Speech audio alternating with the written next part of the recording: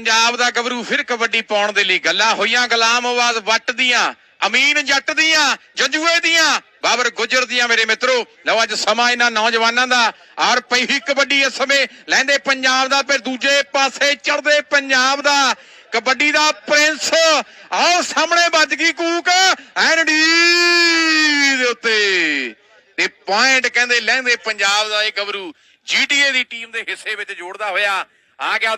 विशेष तौर पर धन्यवाद सारे भरावां दा। लो रजी गोंदल कहंदे लैंदे पंजाब दा गबरू रेड पाउण लई फिर तैयार है। वीस कंग तैयार है, दुगा वाला खुशी तैयार है, नाल शाका तैयार है। आओ हरियाणे वाला गबरू तैयार है। आओ दुगा वाले ने फिर ट्राई की है पर रजी गोंदल एन टॉप दियां रेडां मारे है।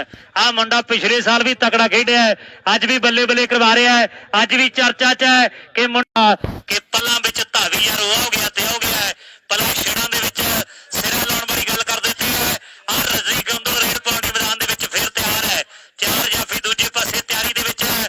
आ चौहान दे विचों दुग्गा वाला जां वैसे कंग जां शाके वर्गे आओगे कोल गबरू पर वेखदे भी नौजवान ने शाके ने ट्राई कीती है डबल टच दे नाल पैर धावी दे हिस्से जुड़ गया। अज दे इस कबड्डी कप दा पहला प्राइज अटलांटिस च कबड्डी पाउंदा होया। लो रजी गोंदल कहंदे लैंदे पंजाब दा समय रेड पाउण लई मैदान दे विच तैयार है। उधर भी लैंदे पंजाब दा अवीस कंग तैयार है। नाल कहंदे नौजवान शाका दयालप्रिया है। आओ वेखदे भी कीती हुई ट्राई लग्या है जोर दोनों ही खिडारियों के दरम्यान खड़का दड़का के मूहरे खड़के हौसला करके और रजी गोंदल बेस्ट बनया है। रवि गहरी हैरी नौजवान करदे सिफत गबरू दी। लाओ उधर जफा लग्या ते हुण वेखदे भी चारां दे विचों कौड़ मेरे वीडियो इस खिडारी नूं रोकण दी पई हुई कबड्डी इस समय फिर देखदा भी रजी दी। लाओ सामने अवैस आओ देख सामने सामने बलवीर सिंह ने उंगलां खड़ियां कीतियां ने और नाले फिर पॉइंट कहंदे भी धावी दे हिस्से विच जुड़दा होया। बहुत ही फसवा मैच दोने टीमां दा पहला सैमीफाइनल मैच खेडिया जा रहा है।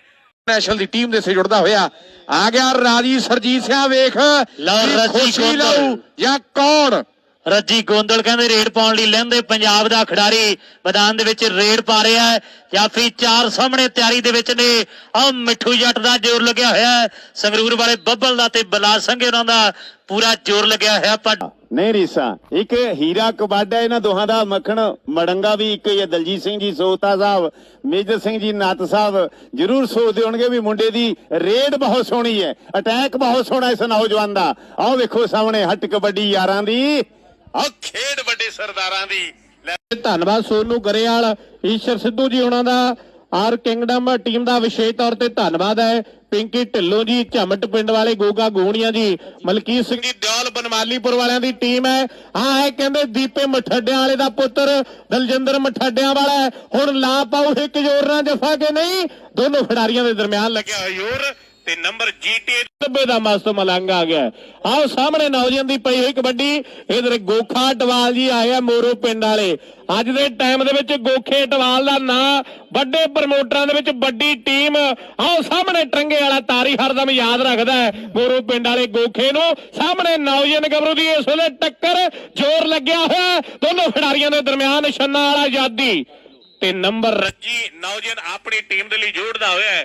आ सुल्तान अगली रेड रजी गोसल नौजवान खेड मैदान दे विच पाउण दे लई वाधा होया।